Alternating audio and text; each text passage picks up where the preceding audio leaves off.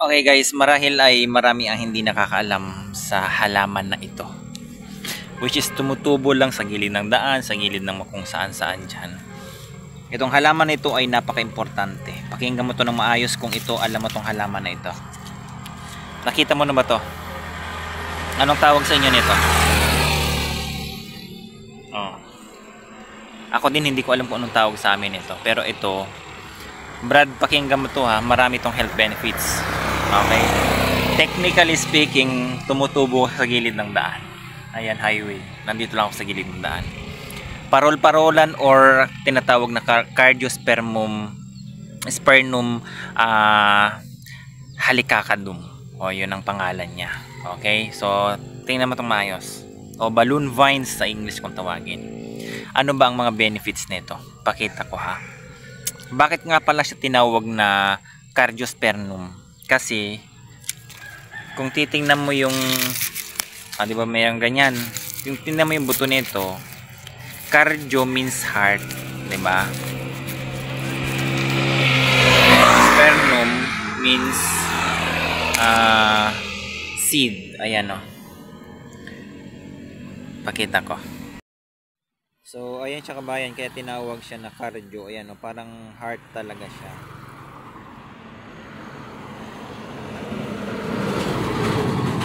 Pasensya na kayo, nasa gilid ako ng daan nagbe-video ha. Pasensya na.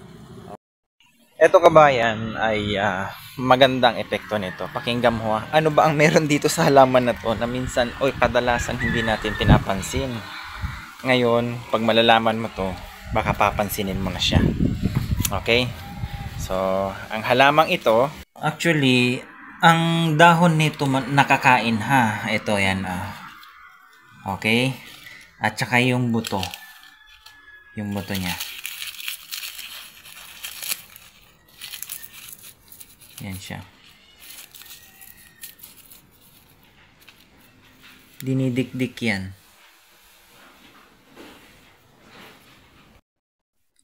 Ang ibang tawag dito ay tinatawag nilang bangkulon. Tapos yung iba kasi parol-parolan kasi parang parol siya. Ayan o.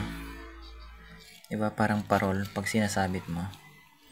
Okay, punta na tayo. Ano ba ang health benefits nito? Ang health benefits ng parol-parolan or yung cardiospermum halicacadum, etong dahon niya, pwede mo siyang dikdikin according sa pag-aaral ng Biomedical and Pharmacology Journal na ginawa ito sa India. Okay? Meron siyang property na tinatawag na anti-arthritic property. Ha? Yung leaf extract niya, ito, ng parol-parolan ito. Dinidikdik yan, tapos pinapahid siya doon sa masakit na arthritic. Kung saan man yung arthritis mo. Okay. Ano ba ang nasa halaman na ito na pwedeng makapagpapagaling sa mga, ito yung mga niya, kasi medicinal plant ito. Kung hindi nyo alam pa, medicinal ito. Recognized dito sa Philippines na ito ay isang halamang gamot. Okay. Meron lang naman siya, ano bang meron ito? Meron siyang saponin, okay, crebazitol, apigenin, proanthocyanidin, stigmosterol, ano pa, alkaloids, flavonoids, saponins, madami. Sa totoo lang, reported siya to be useful in the treatment talaga ng rheumatoid arthritis. Okay? Malakas itong anti-inflammatory kabayan. Okay? Hindi nyo minsan alam na nasa tabi nyo lang ang mga halaman pala na makapagpapagamot sa inyong mga karamdaman. O kung ikaw ay may rheumatic arthritis dyan, maghanap ka na nitong halaman na ito. Sabi ko nga, itong halaman na ito, pwede nyo siyang makita sa, sa kanal, okay, sa daan, madadaanan nyo lang ito. At alam nyo ba, base sa pag-aaral na ginawa sa India, ito ay nakakagamot din ng kabayan. Pakinggan mo. Yung dahon nito ay para sa rheumatism, chronic bronchitis, arthritis. Okay, stiffness of the limb. Ano pa? O kaya kung ikaw ay nakagat ng ahas. Okay, yung totoong ahas ha. Dahil nga sa presensya ng mga flavonoids, yung tinatawag na proanthocyanidin, saponins, alkaloids, kaya siya nakakagaling sa mga ganyang karamdaman, yung mga chronic bronchitis, mga ganyan, stiffness, kaya rheumatism. Okay, kabayan, marahil ay hindi mo pa to alam na inapak-apakan mo lang, nilalaro-laro mo lang, pinuputok-putok mo lang kasi maganda ito kapag kayo medyo ano pa siya. Pero hindi mo ba alam na mataas ang phytosterols na ito?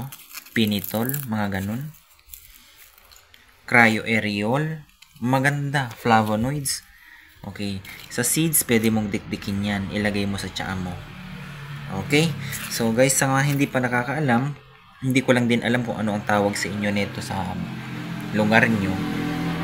Pero naway kung napanood mo ito, marahil sa marahil, hindi mo pa alam kung anong use ng halaman na ito. Pwede mong i-research, okay? Cardiospermum kung tawagin Helicacabum. Okay?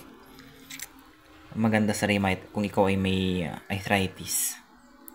So, ayun kabayan, okay? Kung ikaw meron kang nakitang halaman na ganito, inuulit ko yung dahon niya at yung stem at saka yung roots. Pwede po yan ha, na gamitin. Pwede nyong ilaga yan. At yan ang inumin nyo. Diuretics din siya kabayan. Sa mga hindi nakakaalam. Okay? Kidney cleansing din siya. Okay? So guys, pwede nyong tingnan, i-google kung ano, para at least malalaman nyo. Marahil marami kasi ang hindi nakakaalam nito.